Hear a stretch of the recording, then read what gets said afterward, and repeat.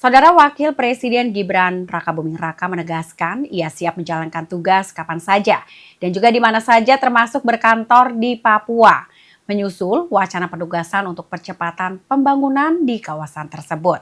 Kemudian dalam kunjungannya ke Klaten, Jawa Tengah pada Rabu 9 Juli, Gibran menyatakan bahwa sebagai pembantu Presiden Prabowo Subianto, maka ia menunggu keputusan Presiden dan siap segera bertolak jika diminta meskipun secara konstitusional kantor utama Wapres tetap berada di ibu kota negara. Penugasan ini sejalan dengan mandat percepatan pembangunan Papua yang juga pernah dijalankan oleh Wapres sebelumnya, yakni Ma'ruf Amin.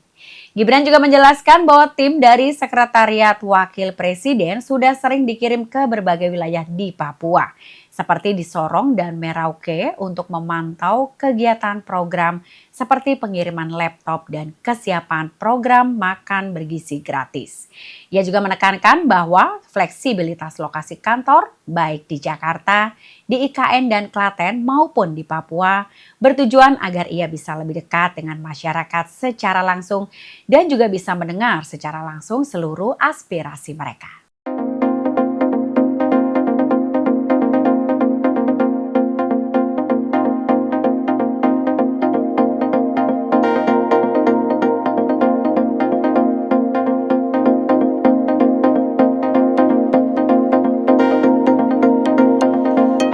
Saudara, Taiwan memulai latihan militer terbesar dan terpanjangnya di Hanquang pada 9 Juli dengan durasi 10 hari penuh.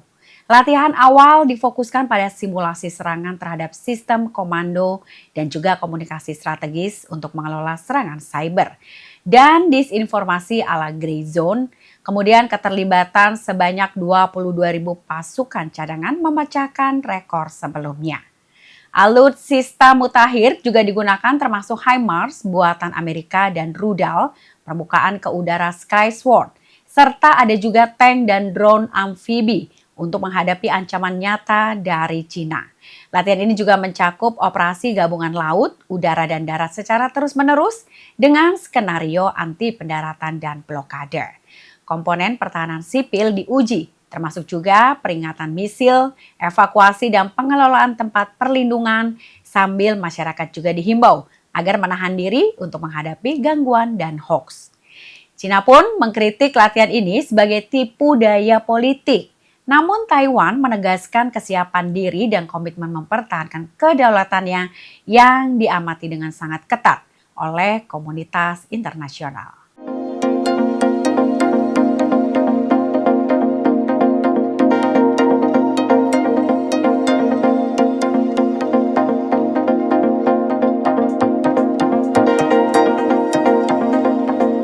Saudara, Presiden Amerika Serikat Donald Trump mengirimkan surat kepada Presiden Prabowo Subianto yang diunggah melalui akun Truth Social pada 8 Juli.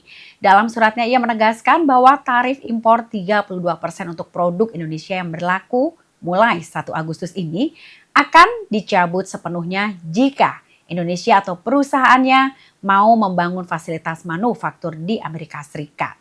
Trump bahkan menjanjikan proses perizinan dengan cepat hanya dalam beberapa minggu saja bagi seluruh investor Indonesia yang bersedia berinvestasi langsung di Amerika. Langkah ini merupakan bagian dari strategi tarif yang diterapkan oleh Trump kepada 7 negara termasuk juga Indonesia. Dengan tujuan untuk memperbaiki defisit dagang Amerika dan mendukung relokasi industri ke dalam negeri. Surat serupa juga sudah dikirim ke negara-negara seperti Tunisia, Bosnia, Thailand dan dengan rentang tarif antara 25 hingga 36%.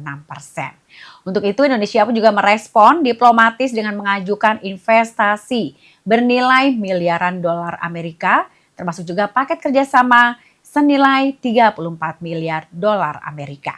Dan memperjuangkan hubungan dagang yang adil dan setara sambil menunggu hasil negosiasi sebelum tenggat 1 Agustus nanti.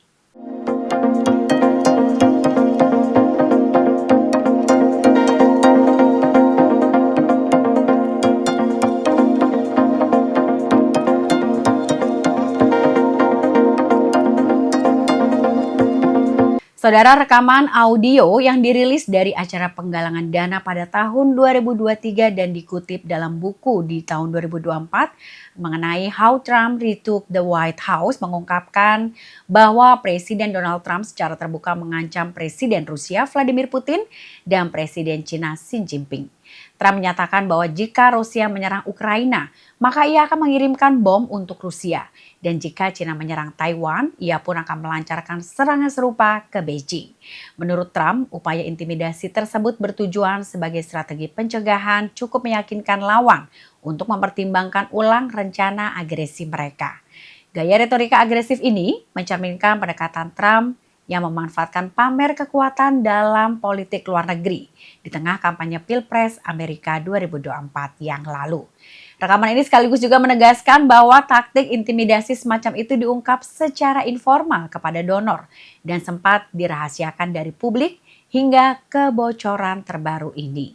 Dampaknya dipantau oleh banyak pihak sebagai indikator evolusi retorika dan strategi deteren negara adidaya kartel global.